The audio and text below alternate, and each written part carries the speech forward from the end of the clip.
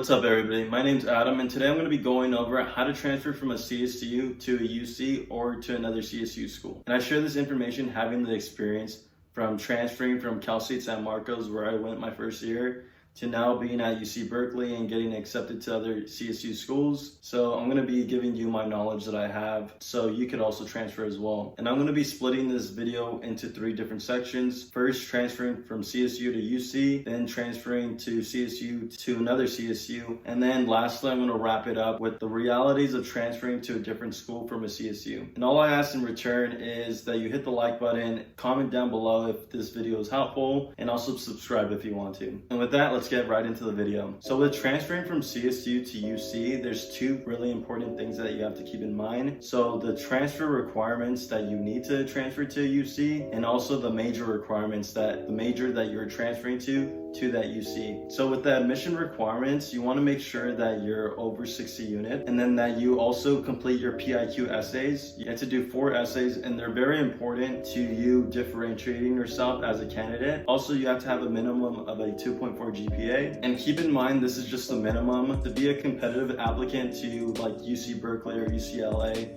you have to have a really high GPA, especially if you're applying for a competitive major. You really want to keep your GPA as high as possible. Moving on to major requirements, you want to go on the school's website and look up the major requirements for the major that you're applying to, because they have different requirements than regular just admission requirements of having to complete your GEs. So you want to make sure that you fulfill both requirements. And a helpful tool to find out if your classes transfer over and to find out which classes you have to take at your CSU, I use assist.com, and it was really helpful to give me a guideline of what classes I needed to take, and also the major classes that I had to take as well. So I highly recommend that you leverage using assist.com to stay on track of your transfer process. And the UC window to apply is from November 1st to November 30th, but I highly recommend that you start working on your essays in July or August, so you could really craft a really good essay so you could stand out from other candidates. And the only UC schools that have admissions for winter and spring are UC Riverside, UC Merced, and also UC Santa Cruz. And the rest of the UCs, they only accept fall admissions, so keep this in mind as well. So moving on to transferring from a CSU to another CSU, it's a little bit different from transferring to a UC. So the CSU, they actually accept lower division transfers as well. In comparison to the UCs, they only accept upper division transfers. So you could actually not complete 60 units and still be able to transfer to a CSU. However, you still have to complete the classes of a written communications class and also a math class to be able to transfer. And you also have to have a minimum GPA of a 2.0. On the other hand, if you're an upper division transfer, the transfer requirements is a little bit different. You're gonna have to have more than 60 units that are transferable, and 30 of those units have to be from general ed classes. So 10 classes have to be from general ed, and 4 of those classes has to be completed in the areas of oral communications, written communication,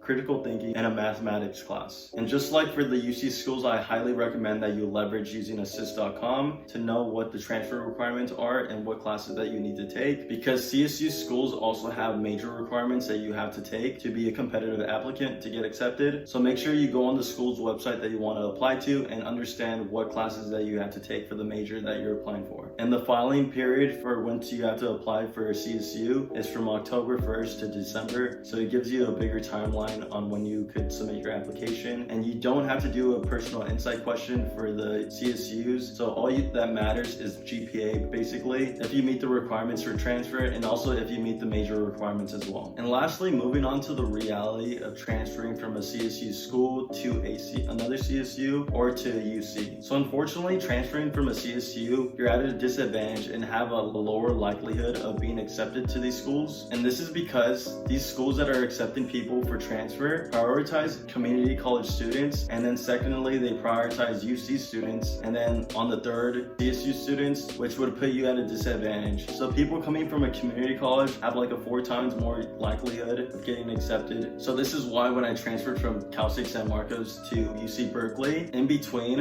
after my first year at San Marcos, I transferred to a community college to have a greater chance of getting accepted to UC Berkeley. And even though I went to a community college and I had a 3.96 GPA, I still got denied from a few Cal State schools, and this is because Cal States, they also prioritize accepting people from their local community college.